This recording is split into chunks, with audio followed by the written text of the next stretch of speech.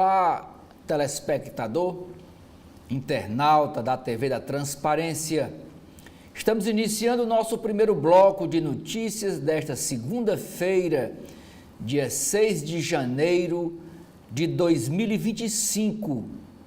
E a gente começa mostrando para você a capa do jornal Folha de São Paulo, cuja manchete é dizendo que 75% dos casos na Polícia Federal de desmate de florestas e queimada ficam sem responsáveis. 75%. Desde 2019, diz o texto da manchete, só em 1.385 de 5.406 inquéritos, autor do crime foi indiciado. Corporação diz que taxa é similar à de outras ocorrências. A foto principal da capa da Folha de São Paulo é o assunto de hoje nos blogs, nos sites e nos jornais impressos do país. É o assunto do dia na área cultural. Pela primeira vez, é inédito, um ator, uma atriz brasileira ganha a estatueta de melhor atriz no Globo de Ouro, que é realizado nos Estados Unidos. E quem ganhou o título foi a atriz Fernanda Torres, de melhor atriz no filme Ainda Estou Aqui. E também é interessante dizer que há 25 anos atrás, a mãe dela também tinha sido indicado para ganhar esse prêmio, não conseguiu, mas foi indicada. E agora a filha ganha a estatueta. E a foto é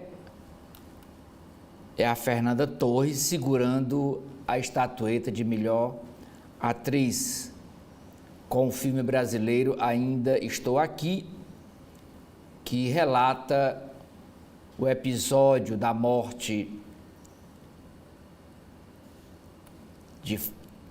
do ex-deputado federal Paiva, mas o centro da atenção é Eunice, que é a esposa dele, que é personagem que é vivida na trama pela Fernanda Torres.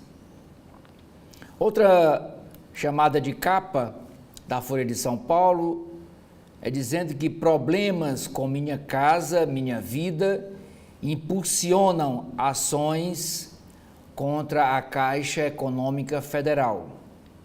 Falhas estruturais em construções do programa Minha Casa Minha Vida elevaram o número de ações na Justiça que pedem indenizações à Caixa Econômica Federal, resultando em uma explosão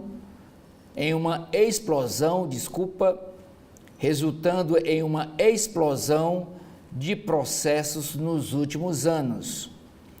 Segundo a Câmara Brasileira da Indústria da Construção, são cerca de 90 mil ações que correm na Justiça contra a Caixa.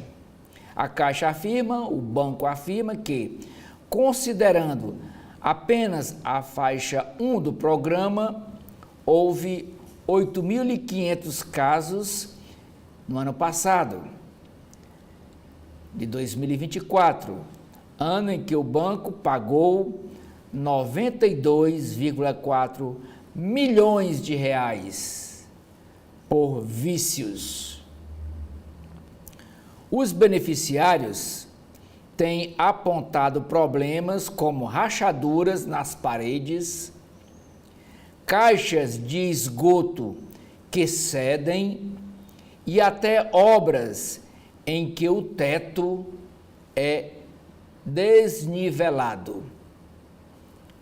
Se foi assim, essas obras estão sendo entregues para a população sem passar pela equipe de fiscalização. Como é que entregam uma obra com problemas estruturais? Não é passado pelo o controle de qualidade. Repassa para quem vai morar e enfrenta processo na justiça e, como diz aqui a chamada de capa, só no ano passado foram pagos 92,4 milhões de reais de indenizações determinadas pela justiça. Home office muda trânsito nas rodovias que servem São Paulo. Como eu falei, é a principal matéria do Caderno Ilustrada.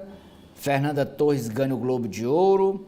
Ela se tornou a primeira atriz brasileira a receber a Laurea por ainda a estatueta, pelo filme Ainda Estou Aqui, batendo nomes de Hollywood como as atrizes Nicole Kidman, Angelina Jolie. Quando recebeu a homenagem, a Fernanda Torres disse: quero dedicar esse prêmio à minha mãe, que esteve aqui naquele palco, né? Disse ela em referência à mãe dela, a Fernanda Montenegro, indicada a esse mesmo prêmio de melhor atriz com o filme Central do Brasil em 1999. Mas a Fernanda Montenegro não levou o prêmio na época, foi só indicada, mas não levou o prêmio. E agora a filha é laureada. A entrevista das segundas-feiras da Folha de São Paulo, a entrevista de hoje, é com uma médica canadense, ela que descobriu o uso estético do Botox, é a Jean, e ela nessa entrevista à Folha de São Paulo diz que sentimos que rugas não refletem o que somos por dentro. A médica canadense descobriu o Botox como um cosmético em 1983, ao tratar contrações involuntárias de pálpebras de paciente. Não obteve a patente da invenção e, questionada se sente rancor, responde: não franzo a testa desde 1987. Isso ajuda bastante. Na área internacional, a chamada de capa da Folha de São Paulo é para um evento hoje, lá em Washington, quando a justiça vai, lá chama certificar. Aqui no Brasil a gente chama diplomação dos eleitos. Lá chama certificação. É covalente. Washington reforça segurança para confirmar Donald Trump. 4 anos após a invasão do Capitólio por apoiadores de Donald Trump, a segurança foi reforçada para a sessão num Congresso que confirmará a eleição do republicano hoje. O cenário, no entanto, é diferente de 2021, quando Trump não aceitou a vitória de Joe Biden. E por não aceitar a vitória, ele insuflou uma multidão, muito parecido com o que aconteceu aqui no Brasil no dia 8 de janeiro de 2023, invadiu o Capitólio, a multidão invadiu o Capitólio e uma pessoa chegou a ser morta. Continua aqui o texto da chamada. Embora não haja sinais de tentativa de novo motim, o Serviço Secreto dos Estados Unidos vai coordenar a proteção do local. Outra chamada de capa da Folha. O STF, Supremo Tribunal Federal, quer reavaliar votos de ministros já aposentados. O STF pode rever uma regra de 2022 que mantém a validade de votos deixados por ministros aposentados.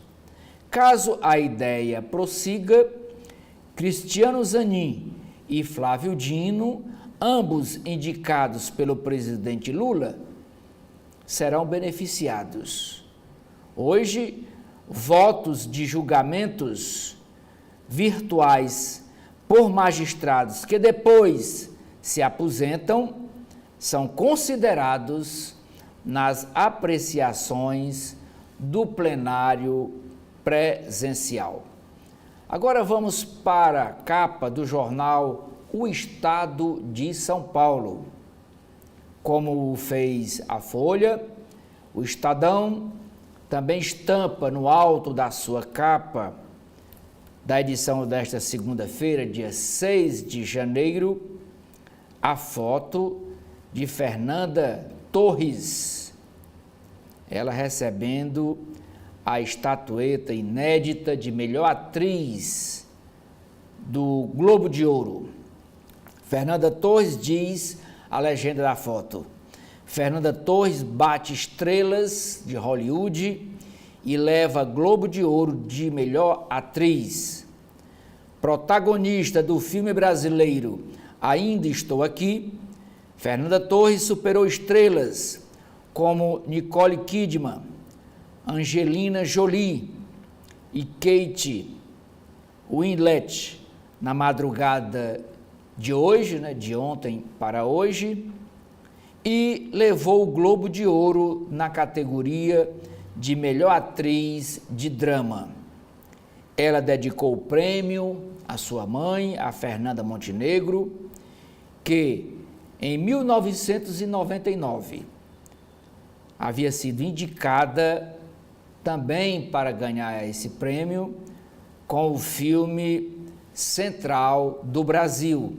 E o interessante, outra coincidência, que o filme Central do Brasil também é do mesmo cineasta, o Walter Salles. Central do Brasil de Walter Salles e o Ainda Estou Aqui, o filme que está em cartaz nos cinemas brasileiros, também é do mesmo cineasta. Mas a manchete de hoje, escolhida para estampar aqui a primeira capa do Estadão, é uma pesquisa que o Estadão traz, dizendo que, relembrando os ataques há 2 anos atrás, às sedes dos 3 poderes em Brasília, que aconteceu no dia 8 de janeiro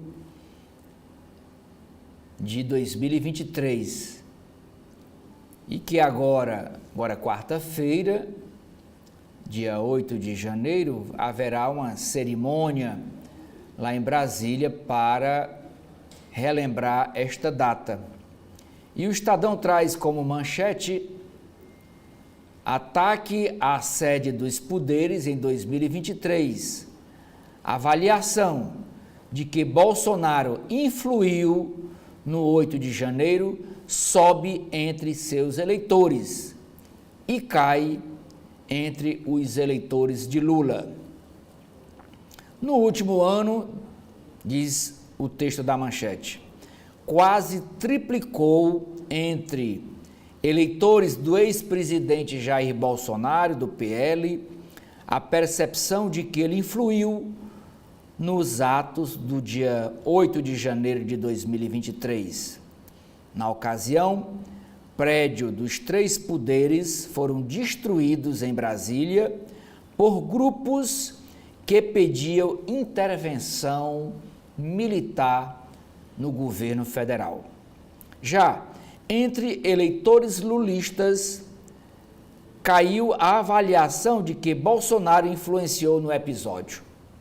Uma explicação para o duplo movimento detectado em pesquisa do Instituto Quest seria o reposicionamento dos moderados nos dois grupos. No caso dos bolsonaristas, teria pesado também o indiciamento do capitão reformado e de 39 aliados. A Polícia Federal atribui a eles os crimes de golpe de Estado, organização criminosa e tentativa de abolir o Estado democrático de direito. E essa investigação da Polícia Federal está nas mãos do Procurador-Geral de Justiça, Paulo Gonet, que vai dar o seu parecer a pedido do relator do caso, o ministro do STF, Alexandre de Moraes. Ainda sobre esse tema, tem uma matéria correlata dizendo que o Romeu Zema, governador de Minas Gerais, evita isentar aliado de acusação de golpismo. E o aliado é Jair Bolsonaro.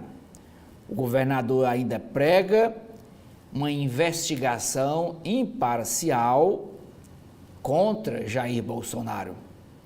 Se ele participou ou não, se ele influiu ou não nesses atos que depredaram as sedes dos três poderes em Brasília.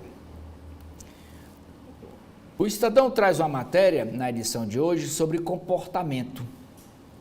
Como evitar que o filho gaste tempo extra das férias em tela de celular, tela de computador, e também gaste esse tempo com joguinhos. Psicólogos ouvidos pelo Estadão indicam limite recomendável por faixa etária e o que fazer se o filho é agressivo ao fim do prazo. O Estadão também traz uma entrevista hoje com a diretora da Secretaria de Saúde do Estado de São Paulo, a Alessandra Lucchesi, e ela fala sobre esse surto que está acontecendo lá no litoral paulista. Ela diz: pelo volume de pessoas atendidas, já é um surto. O Estado de São Paulo busca saber dimensão da virose no litoral e se há uma fonte de contaminação comum entre os municípios. O Estadão traz uma chamada na sua capa, e essa matéria está na coluna do Estadão, que é a coluna de política do jornal, dizendo que o PSDB negocia uma fusão com o PSD de Gilberto Kassab, que é o presidente nacional, de olho nas eleições de 2026. Vale lembrar que o PSDB já tem uma negociação já faz uma confederação com o Cidadania. Inclusive aqui em Fortaleza, PSDB e Cidadania disputaram as eleições de outubro passado e cada um aqui em Fortaleza elegeu um vereador pelo PSDB e um vereador pelo Cidadania. E agora o partido está negociando essa fusão com o PSD. No caderno de Economia e Negócios, as duas matérias principais são: o mercado vê pouco espaço para queda na cotação do dólar, Depois de subir mais de 27% no ano passado, a moeda americana deve permanecer cotada acima de R$ 6,00, segundo os economistas. A incerteza fiscal no cenário doméstico e a volta de Donald Trump à presidência dos Estados Unidos, com propostas que valorizam o dólar, devem pressionar a moeda brasileira, o real. A outra matéria no caderno Economia e Negócios é com relação à agroindústria. Canaviais usam inteligência artificial para achar falhas no plantio e aplicar herbicidas. Inteligência artificial sobre imagens de drones permite ver se plantas são daninhas e reduzir custos na pulverização. Os dois editoriais do jornal de hoje, um trata sobre o PAC nas sombras e o outro editorial sobre a educação básica exige respeito. Agora vamos para o Rio de Janeiro, capa do jornal O Globo.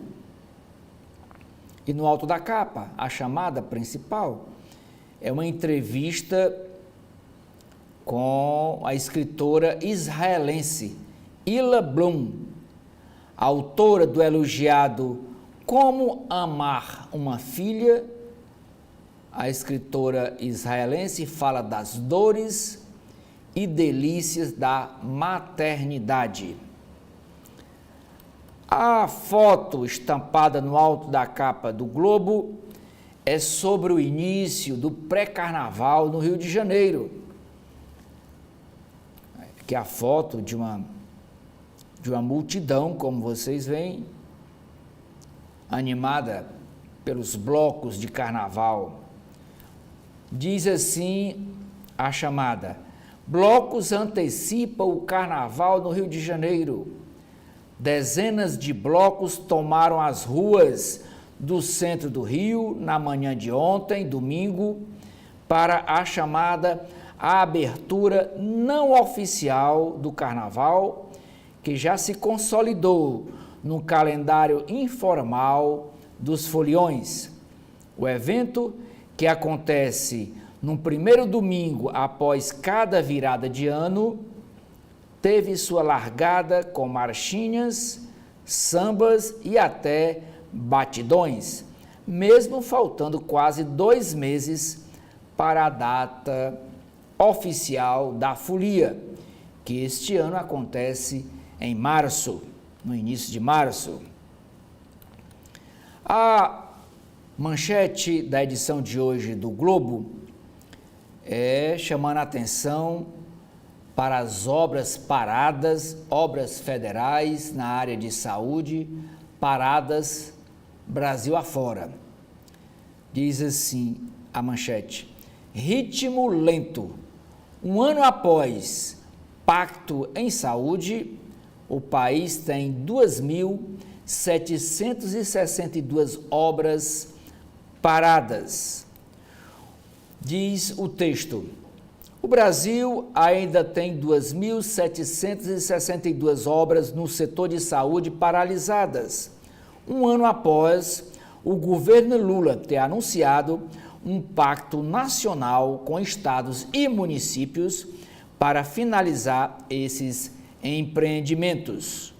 Ao todo, segundo dados do Ministério da Saúde, 491,5 milhões de reais foram desembolsados neste último ano. Mesmo assim, há centenas de empreendimentos, a maioria unidades básicas de saúde, é chamada UBS, com projetos interrompidos ou paralisados, ou cuja situação não foi regularizada no sistema de monitoramento de obras. Ainda obras de unidades de pronto atendimento, as UPAs, centros de reabilitação e centros de partos em hospitais inacabadas ou paralisadas. O Globo traz uma entrevista com o presidente nacional do INSS e ele diz que pagamentos indevidos chegam a 14,5 bilhões de reais no programa do benefício de prestação continuada.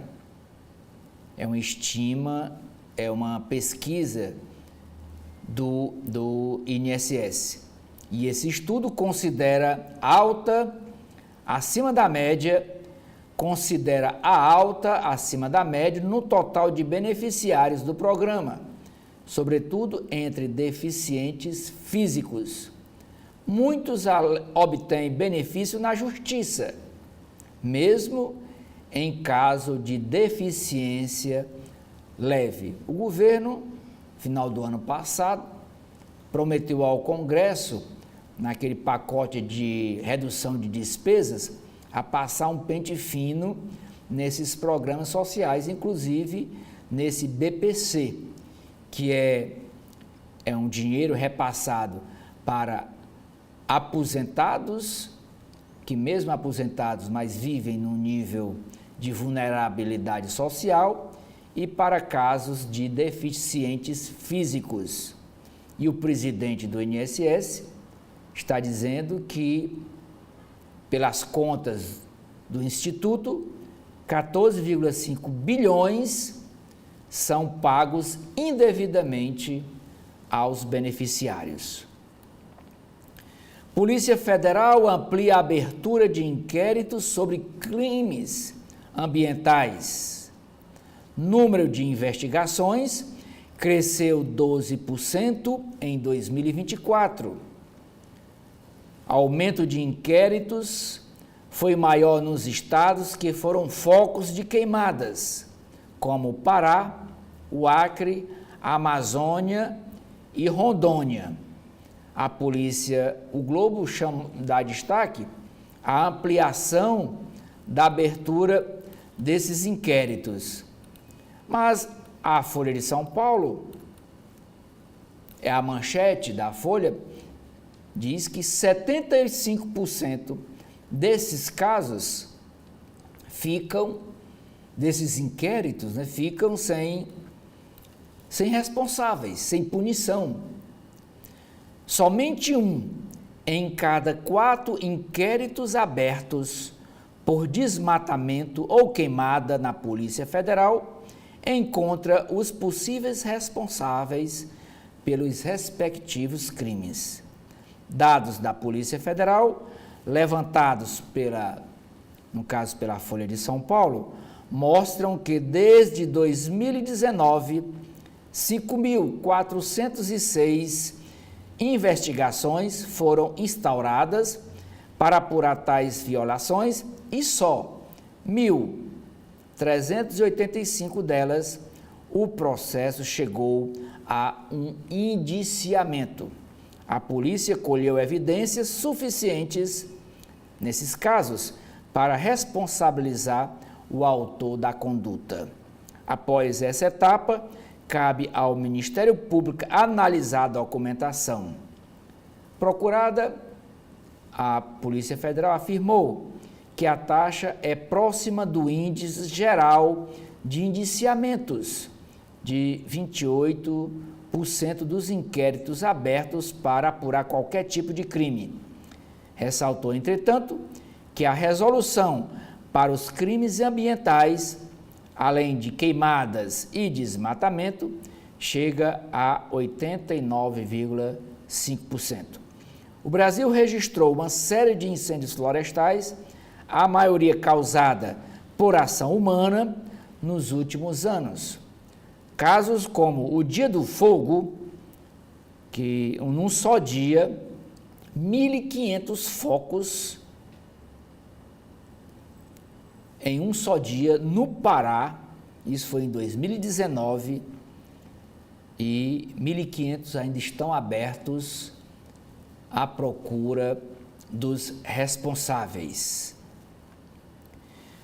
Na área internacional, é manchete do jornal Globo, dizendo que soldado de Israel deixa o Brasil após ser alvo de investigação da Justiça.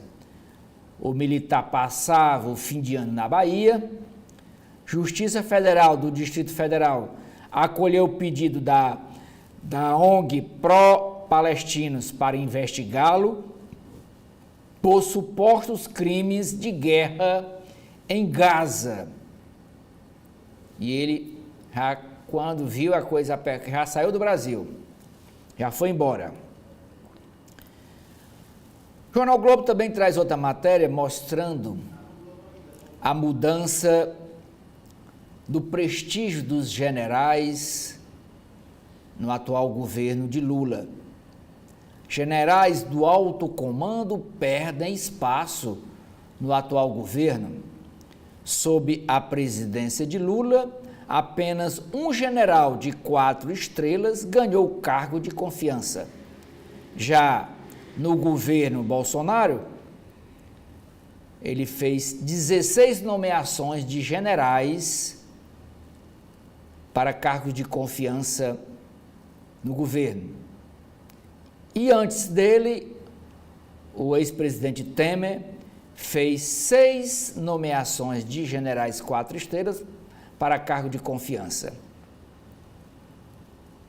Não é surpresa no governo de Bolsonaro ter 16 nomeações, porque Bolsonaro foi militar, né, e tem muitos amigos de confiança dentro das Forças Armadas.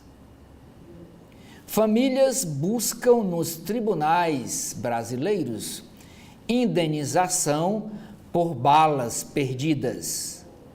No Rio de Janeiro, mesmo depois de o STF decidir que o poder público deve indenizar vítimas de balas perdidas em operações de segurança, famílias enfrentam dura batalha na justiça. Na área de esportes, 6 dos 20 times da Série A trocaram de técnico para começar o ano, para começar a temporada de 2025. Esta foto aqui da Casa Branca é para dizer do evento de hoje de certificação da eleição de Donald Trump. Estados Unidos à espera de Trump. Grades de segurança cercam a sede do Legislativo nos Estados Unidos. Exatos 4 anos após a invasão do Capitólio, Donald Trump terá sua vitória certificada hoje, no mesmo local, no mesmo Capitólio. Seu retorno ao poder, que será empossado no dia 20 de janeiro próximo, seu retorno ao poder será um teste para a democracia americana. Agora vamos para Brasília. Capa do Correio Brasiliense. E no alto da capa é o assunto do dia. Fernanda Torres conquista o mundo. Protagonista do filme Ainda Estou Aqui, um filme do cineasta Walter Salles, sobre os difíceis tempos da ditadura militar no Brasil. Fernanda Torres foi premiada ontem em Los Angeles com o Globo de Ouro, um dos mais importantes reconhecimentos do cinema mundial.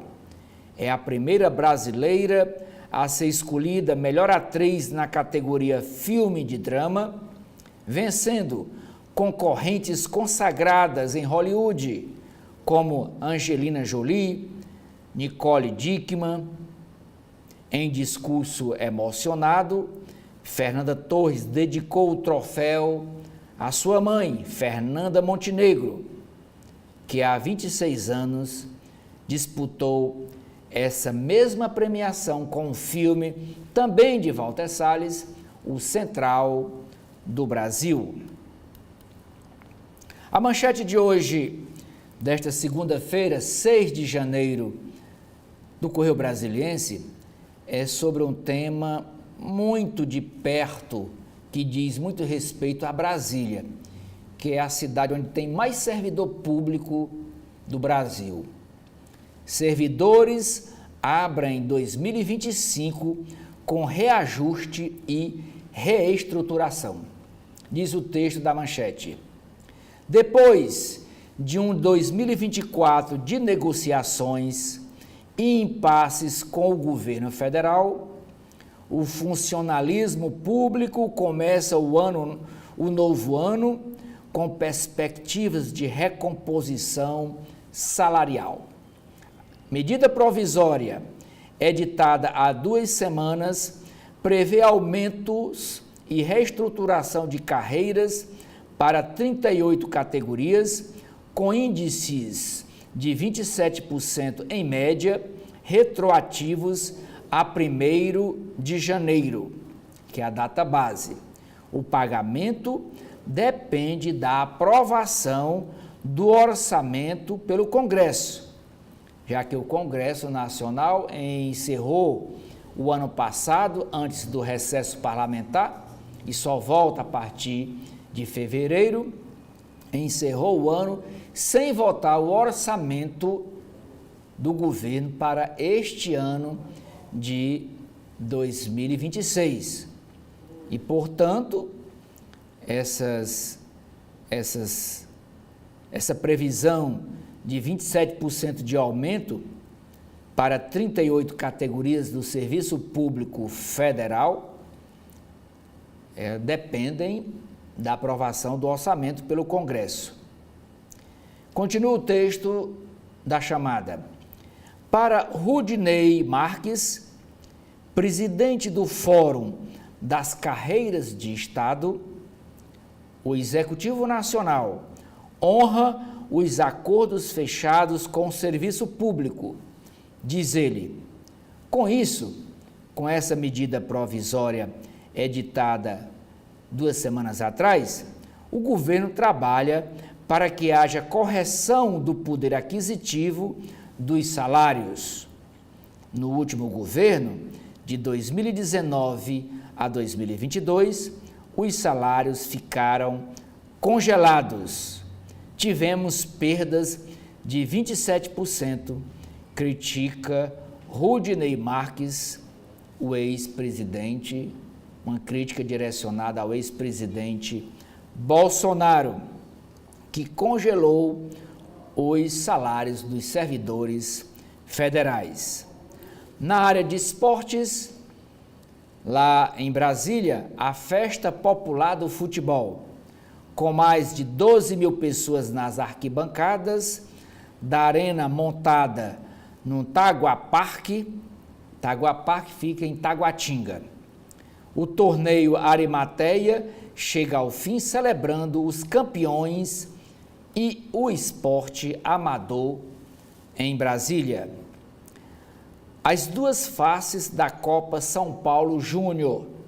Conheça a história de Adriel Lopes, colega de Hendrick desde as divisões de base. O meia-campista, revela ao Correio Brasiliense como é o lado B da busca pelo sucesso. Mais um feminicídio, quase toda semana tem um aqui, e que o Correio destaca na sua chamada de capa. Mais um feminicídio em Brasília. Agora foi vítima Ana Moura, de 27 anos, vítima de covardia e barbárie. A jovem que morava lá na localidade de Estrutural foi morta a facadas pelo companheiro, o Jadson Soares da Silva, de 42 anos, que fugiu. Ana recebeu socorro dos bombeiros, mas não resistiu aos ferimentos. E aqui a foto da vítima. Outra matéria na área policial. Abordagem policial violenta cresce 44,45%. Especialistas avaliam que o uso de tecnologias, como câmeras corporais, ajudará a frear essa prática. A medida, no entanto, ainda recebe críticas de autoridades em diversos estados brasileiros, e de parlamentares ligados à bancada da bala, que criticam o uso de câmeras corporais nas fardas dos policiais quando estão em ação. STF condena golpistas do dia 8 de janeiro de 2023. Até agora, o Supremo Tribunal Federal puniu 313 pessoas envolvidas na depredação das sedes dos três poderes. Eventos na próxima quarta-feira, depois de amanhã, dia 8 de janeiro, vão marcar os 2 anos dos ataques. Tanto o governo federal, a pedido do Lula, está realizando vários eventos, como também o governo do Distrito Federal, do Ibanez Rocha, também está montando uns eventos para registrar a data. E em Brasília vai ser lançado um conjunto de novas câmeras de vigilância para observar atos antiterroristas. Entrevista: o esforço pelo sucesso da COP. O embaixador Correia do Lago fala ao jornal, na edição de hoje, sobre a conferência que vai acontecer este ano, em novembro, no Belém do Pará. Na área de saúde, a chamada de capa é dizendo que o Conselho Regional de Medicina do Distrito Federal faz alerta sobre a falta de insulina. Médicos falam em falta do remédio e o governo federal, via o Ministério da Saúde, diz que há problema de fornecimento. Na área internacional, aqui a foto do Capitólio, com várias grades aqui sendo montadas, e estas grades são para o evento de hoje, Democracia dos Estados Unidos sob pressão. No 4º aniversário do ataque da invasão ao Capitólio, legisladores se reúnem hoje para certificar a vitória de Donald Trump sob segurança reforçada. Especialistas veem futuro sombrio e lá a certificação é comparado com a diplomação dos eleitos que acontece no Brasil. E no Brasil a diplomação tem que ser até o dia 19, é o último dia, o dia 19 de dezembro. Hoje, dia 6 de janeiro, é dia de celebrar, é dia dos reis e dos reis magos, que foram visitar, como diz a Bíblia, foram visitar Jesus Cristo na manjedoura. E eles levaram 3 presentes: censo, mirra e ouro. E também, como diz aqui a manchete, a chamada de capa do Correio, é dia de desmontar a árvore de Natal, para quem tem esse costume em suas casas de montar a árvore de Natal para viver o período natalino. Agora vamos para a capa do jornal cearense O Povo. E o Povo traz 3 chamadinhas no alto da capa. A primeira é no caderno Cidades, dizendo que a pré-estação chuvosa começa no Ceará com muito calor, realmente está muito calor, e poucas chuvas em todo o Ceará. Mas ontem eu vi pelas redes sociais uma chuva de granizo lá em Chaval, pelas redes sociais. No caderno Vida de Arte, a chamada de capa é para uma entrevista com a ilustradora cearense que viralizou com arte no ano novo. Na área de esportes, a chamada é para uma negociação entre o time do Ceará e o time do Bahia. O Ceará Esporte Clube acerta a venda do jogador, do atacante Eric Pulga ao time do Bahia por 18.800.000 reais. A capa do jornal é um alerta sobre os golpes, principalmente via internet, via WhatsApp, via e-mail. Casos de estelionato já superam os casos de roubo no Ceará. Crescimento é identificado há 3 anos, impulsionado pela pandemia e transações bancárias online. Polícia alerta para a importância do registro dos crimes, via boletim de ocorrência, e também a importância de ações de proteção. E uma dos alertas principais é a pessoa não abrir certos links que aparecem nas mensagens oferecendo. Este final de semana, por exemplo, viralizou aqui em Fortaleza uns links de promoção assim exorbitante da empresa Pague Menos, e era fake. A pessoa entrava lá, se abrisse, roubava os dados do celular. E esses casos estão crescendo no Ceará. Muito cuidado. Esta foto é para ilustrar uma matéria. Aquele complexo turístico aqui fica em Fortaleza, na praia de Sabiaguaba. Ali depois da Praia do Futuro, depois do Caça e Pesca, tem a praia de Sabiaguaba, que tem esse complexo turístico. Mas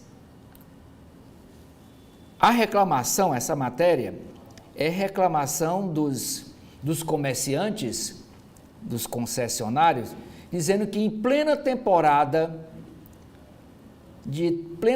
em alta temporada turística, o governo do estado resolve fazer uma modificação, uma reforma lá no local, atrapalhando o comércio. Diz assim a chamada: Complexo da Sabiaguaba em obras. Troca de piso é vista como necessária, mas comerciantes questionam uma obra em plena alta estação, atrapalhando quem visita, o turista, e atrapalhando os comerciantes de ganhar o seu dinheiro. Assim como faz a Folha de São Paulo, o jornal O Povo, toda segunda-feira, traz uma entrevista exclusiva. E a entrevista de hoje, chamada Páginas Azuis, é com João Moreira Salles. O João Moreira Salles é irmão do Walter Salles, esse cineasta que agora está com o filme Ainda Estou Aqui, que ontem não ganhou o prêmio de melhor filme estrangeiro, mas ganhou o prêmio de melhor atriz com Fernanda Torres. E o Walter Moreira Salles, ele fala nessa entrevista ao jornal O Povo sobre o papel democrático da imprensa independente. Vale dizer que ele é o fundador da revista Piauí. Revista Piauí, quem pode olhar o blog do Edson Silva, traz uma matéria citando a revista Piauí, que numa reportagem desta revista mostra que os deputados federais cearenses Júnior Mano e José Guimarães estão sendo objeto de investigação da Polícia Federal por negociatas com emendas parlamentares. Aqui no jornal O Povo, ainda é chamada de capa, na área de política, é uma entrevista com o novo secretário de Segurança do município de Fortaleza. Diz assim a chamada: novo secretário do prefeito Evandro Leitão projeta aumento de guardas armados em Fortaleza.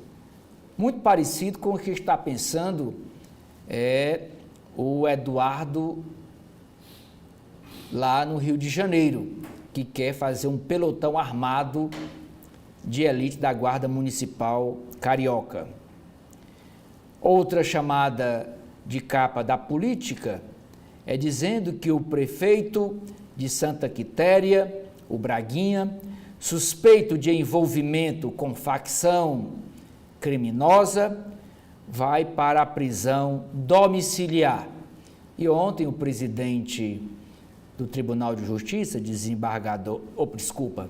presidente do Tribunal Regional Eleitoral, desembargador Raimundo Nonato, soltou uma nota dizendo por que estava liberando o prefeito Braguinha para prisão domiciliar com o uso de tornozeleira eletrônica.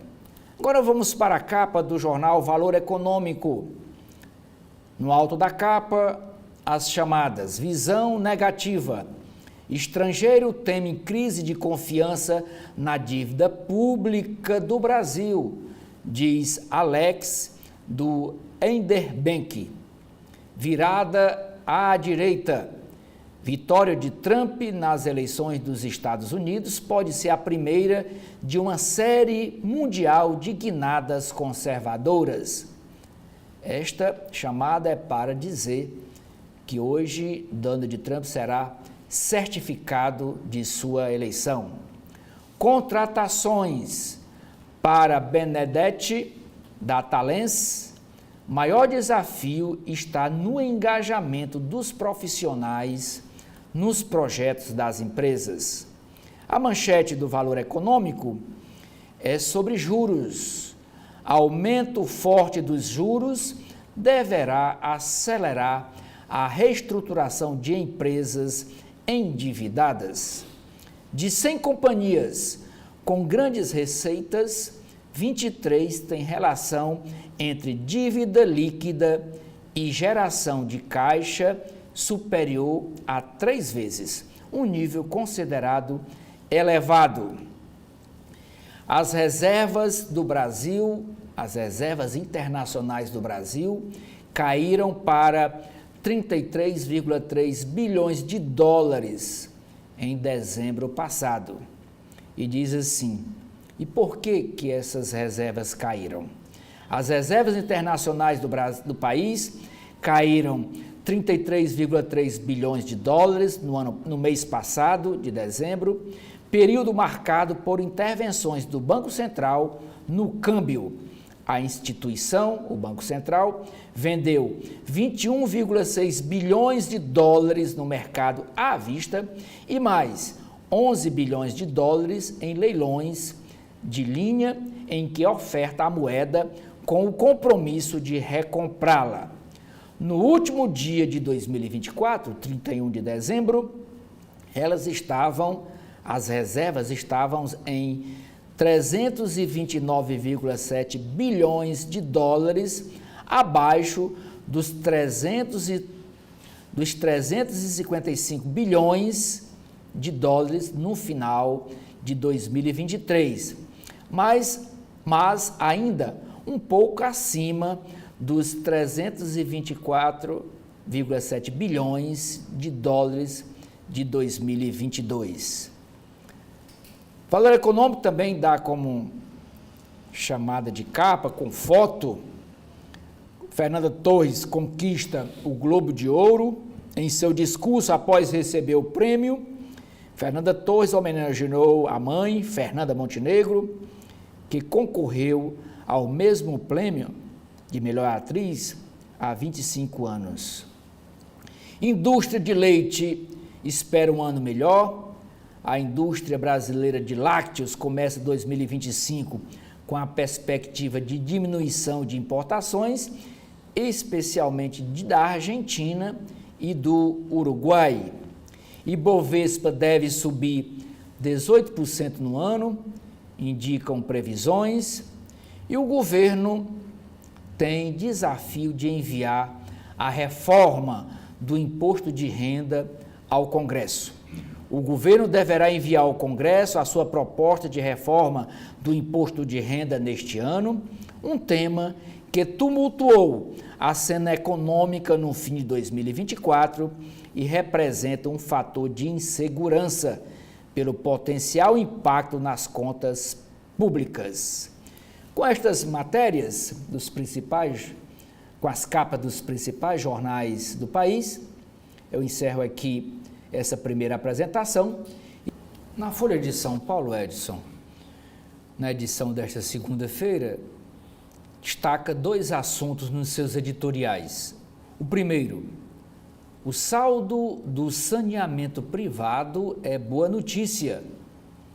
Com o novo marco legal do saneamento básico e a venda da Sabesp, que é a Companhia de Saneamento do Estado de São Paulo, 30% dos municípios brasileiros já são atendidos por empresas não estatais, ante 5% até o ano de 2020. Embora haja riscos pela frente, aumenta a esperança de universalização dos serviços. Segundo assunto, mais vigilância para conter os crimes ambientais, defende a Folha. Dos inquéritos abertos pela Polícia Federal em casos de desmatamento e queimadas, 75% não geram indiciamento. Dificuldades para apurar esse tipo de infração e crise do clima exigem ações de prevenção e fiscalização. Agora vamos para as páginas de política da Folha de São Paulo. Primeira matéria é dizendo que o STF, o Supremo Tribunal Federal, quer derrubar regra anti-Mendonça e Cássio para liberar votos dos ministros Flávio Dino e Cristiano Zanin. A Corte definiu em 2022 que as posições de ministros já aposentados seguiriam válidas, mas agora os ministros Fux, Alexandre de Moraes e Dias Toffoli defendem a revisão desta regra e, portanto, não mais considerar votos de ministros, votos em processos de ministros que já estão aposentados. 22% das ações sobre os ataques do dia 8 de janeiro de 2023 terminaram sem acordo com os réus. Cena retratada em filme foi rápida e não sabia ao certo o peso histórico. Com mais de 100 voos o presidente do STF, ministro Luiz Roberto Barroso, e o deputado federal Arthur Lira, presidente da Câmara Federal até fevereiro, lideram o uso de aeronaves da FAB, Força Aérea Brasileira, em viagens no ano passado, de 2024. O presidente do STF utilizou aviões oficiais ao menos 143 vezes. Poderes citam questões de segurança e serviço ao fazer pedidos para viajarem em aviões da Força Aérea Brasileira. Comandante da Marinha dá explicações a Lula sobre vídeo. Almirante Marcos Olsen esteve com José Múcio, que é o ministro da Defesa, na Granja do Torto, que é a residência do presidente Lula. Auxiliares afirmam que o assunto foi apaziguado. E nesse vídeo, que comemorava o Dia da Marinha, fazia críticas ao corte de gastos das Forças Armadas. No caderno Folha Invest, a primeira matéria é sobre renda fixa mantém a atratividade com juro alto. Veja opções, além do investimento CDI. Taxa de juros e número de parcelas definem se vale a pena dividir o pagamento do IPTU e do IPVA, que começa a ser cobrado neste início de ano pelos estados e pelos municípios brasileiros. Recibo médico digital passa a ser obrigatório para o imposto de renda, para a declaração de imposto de renda de 2025. Portanto, quem for declarar aí o imposto de renda e tiver despesas médicas, agora a Receita Federal vai exigir um recibo médico digital. O aplicativo, que era opcional até 2024, deve reduzir as declarações que caem na malha fina e facilitar a dedução com saúde, diz a Receita Federal. Na editoria de mercado, a primeira matéria diz: falha em imóveis eleva ações na Justiça contra a Caixa Econômica Federal. E esses imóveis são do programa Minha Casa Minha Vida. O banco já pagou no ano passado, só de indenização por casas e apartamentos mal construídos, 92,4 milhões de reais em indenizações. Isso em unidades habitacionais da faixa 1 do programa. O presidente do STF, ministro Luiz Roberto Barroso, fala em indústria de indenizações, mas os advogados contestam e esse pagamento é autorizado pela Justiça. A empresa ou o beneficiário da casa faz a constatação de que o imóvel tinha problemas estruturais, como paredes rachadas, piso desnivelado, caixa de esgoto quebrada, entra na Justiça e a Justiça manda pagar. Sobre essa matéria, aqui diz o seguinte: ações na Justiça que pedem indenização à Caixa Econômica Federal.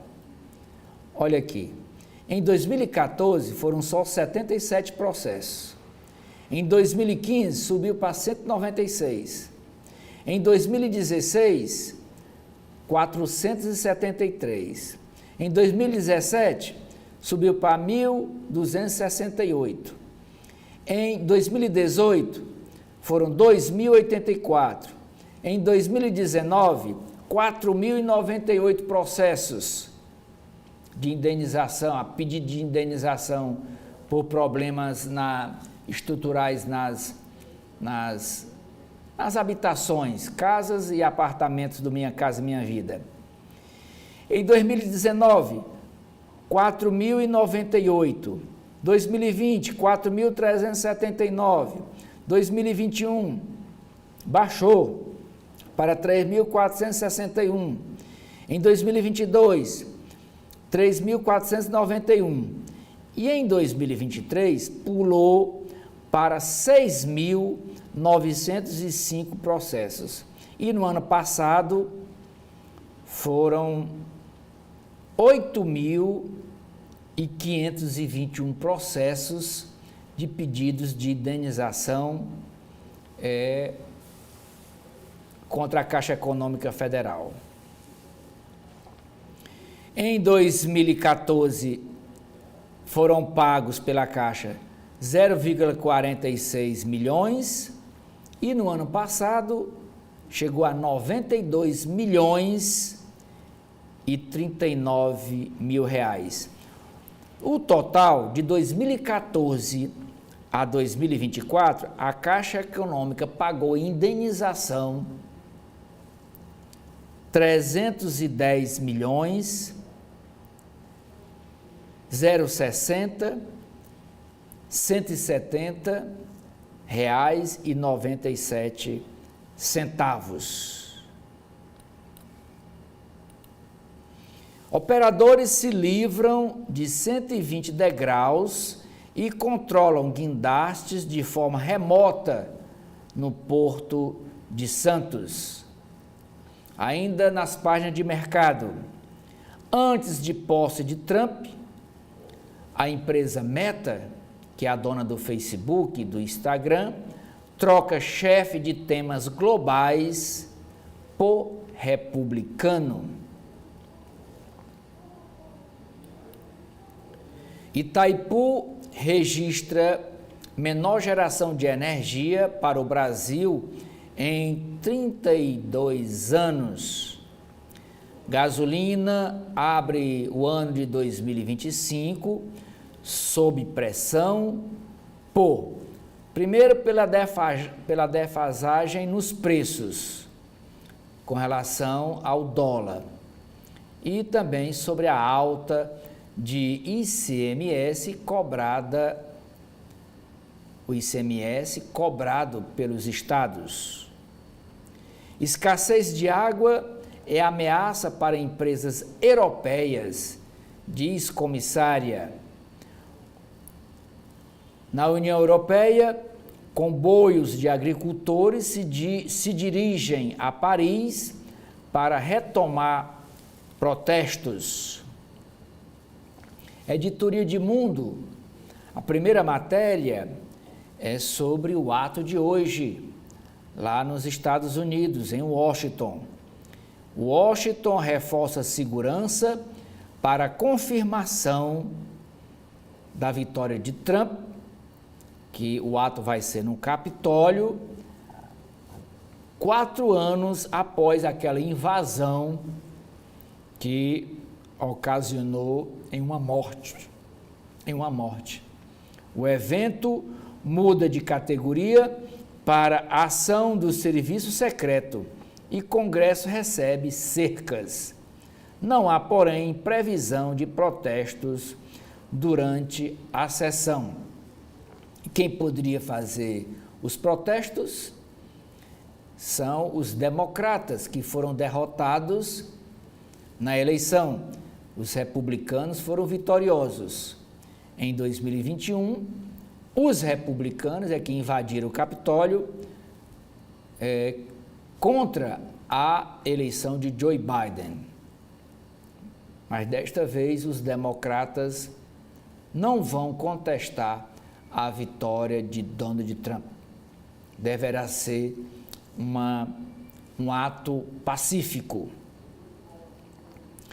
Populista de direita britânico ensaia moderação e perde apoio do empresário de direita Elon Musk.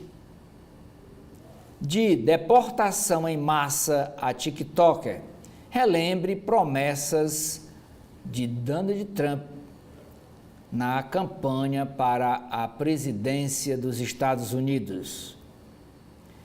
Ainda no caderno Mundo, Justiça manda a Polícia Federal investigar o soldado israelense que estava no Brasil de passeio, passando o Réveillon, por supostos crimes de guerra. O pedido foi feito por ação de entidade pró-Palestina. A Embaixada de Israel confirma que militar já deixou o Brasil e fala em campanha contra Tel Aviv. A apuração contra militar de Israel no Brasil não tem precedentes e pode gerar nova onda judicial. Página de Meio Ambiente é a matéria que é manchete de hoje do jornal Folha de São Paulo e também motivo de um dos editoriais. 75% dos inquéritos por desmatamento e queimada investigados pela Polícia Federal não indiciam ninguém. Polícia Federal diz que essa taxa de 75% de responsabilização é próxima ao índice geral, que é de 28%. Nascimento de tartarugas diminui 75% no maior berçário do Brasil. Páginas de cotidiano que trazem matérias de São Paulo e dos demais estados brasileiros. Efeito home office muda perfil do trânsito em rodovias na chegada à capital paulista. O horário de pico está menor às segundas-feiras e motoristas que podem trabalhar do litoral remotamente, online, antecipam viagem do fim de semana somente para quinta-feira, quando o trânsito estará melhor. Folia de Reis improvisa toadas até para pets e conquista novas gerações. E hoje, dia 6 de janeiro, é dia de Reis, dia dos Reis Magos, que visitaram Jesus na manjedoura, levando os presentes ouro, incenso e mirra. Mirra é um produto para pancada. Na página de saúde, a matéria diz que telemedicina em UTIs do Sistema Único de Saúde reduz mortalidade e tempo de internação, diz projeto do Instituto do Coração, o INCOR. Resultados obtidos pela iniciativa contrariam estudo recente que mostrou que tecnologia não contribui para a redução de mortes. Ainda na área de saúde, nova regra da Agência Nacional de Saúde permite mudar de plano de saúde em caso de exclusão de hospital. Na área de esportes, Olimpíada de Inverno da Itália terá belos cenários e grandes distâncias. O jogador Rodrigo Garro, de 27 anos, é indiciado por homicídio culposo e pode deixar a Argentina. Rodrigo Garro, 27 anos, meio-campista argentino, que atua no Corinthians, poderá voltar ao Brasil, afirmou o procurador-geral da província de La Pampa, Armando Agüero, ao portal Em Boca de Todos. Na madrugada de sábado, agora dia 4, o jogador esteve envolvido em um acidente de trânsito que deixou um morto em General Pico, sua cidade natal. Ontem, no domingo, de acordo com o jornal El Diário de El Pampa, Garro foi formalmente indiciado pelo crime de homicídio culposo por direção imprudente, negligente ou irregular de veículo automotor. Conforme apresentado pelo promotor Francisco Cuenca, a pena prevista é de 2 anos a 5 anos de prisão e a perda da habilitação para dirigir por 5 a 10 anos. Garro já está com a habilitação suspensa para dirigir lá na Argentina. De acordo com Agüero, o nível de álcool detectado no corpo do jogador logo após o acidente foi de 0,54%. Está abaixo do limite considerado como agravamento na lei argentina. Lá na Argentina é admitido até 1 grama por litro. Por isso, como foi 0,54, o jogador foi liberado pela polícia argentina poucas horas após atropelar e matar uma pessoa lá na cidade General Pico, cidade natal de Rodrigo Garro, jogador do Corinthians. Aqui a entrevista da segunda-feira com a médica Jean. Ela diz que não franzo a testa desde 1987. E ela não franze a testa porque foi ela que descobriu o uso do Botox como cosmético. Médica que descobriu essa utilidade do Botox nunca conseguiu a patente pela invenção, que surgiu em meio a um procedimento oftalmológico para tratar contrações involuntárias dos músculos das pálpebras. Folha corrida. Aqui, blocos desfilam nas ruas na abertura não oficial do Carnaval do Rio de Janeiro. Integrantes do bloco Mulheres Rodadas animam foliões perto da Bolsa de Valores, na região central do Rio de Janeiro. Isso foi ontem, quando teve início o pré-carnaval de rua na capital fluminense, organizado pela Desliga dos Blocos desde 2009. Ao todo, 30 grupos realizaram desfiles na abertura não oficial da folia. E a capa do caderno Ilustrada é a foto de Fernanda Torres. Estamos lá, diz a manchete.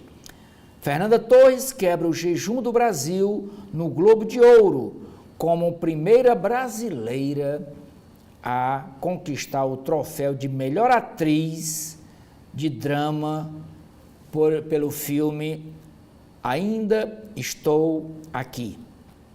Fernanda Torres no tapete vermelho do Globo de Ouro. E ela, nesse filme, interpreta Eunice Paiva, viúva do deputado federal pelo Rio de Janeiro, que morto durante a ditadura militar. Agora vamos para as páginas internas do jornal O Estadão, o Estado de São Paulo.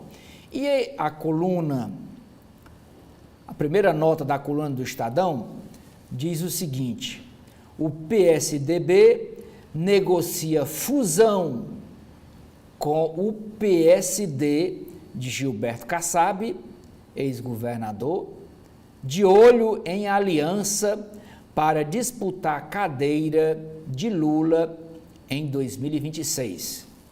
Diz o texto: mergulhado em profunda crise, o PSDB iniciou negociações para uma possível fusão com o PSD, partido presidido nacionalmente por Gilberto Kassab.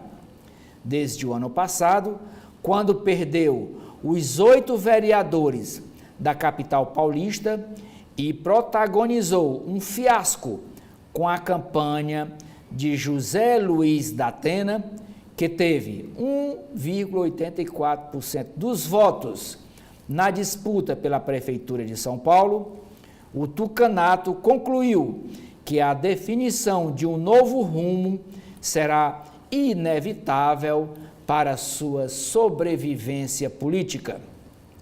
No último dia 2 de janeiro, o presidente do PSDB paulista, o Paulo Serra, se reuniu com Gilberto Kassab para tratar do assunto.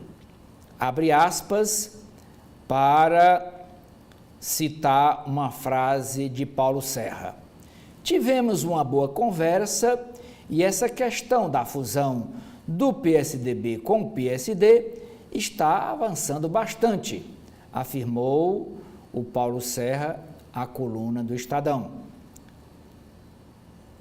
Disse ainda o dirigente do PSDB paulista: nós precisamos crescer e a fusão com o PSD, a incorporação ou a federação podem ser alternativas. Completou o dirigente, que é ex-prefeito do município de Santo André. Continua a nota do Estadão. A intenção da cúpula do PSDB é lançar o governador do Rio Grande do Sul, Eduardo Leite, como candidato à sucessão do presidente Lula em 2026. Para isso, porém, o partido precisa se reinventar. É nesse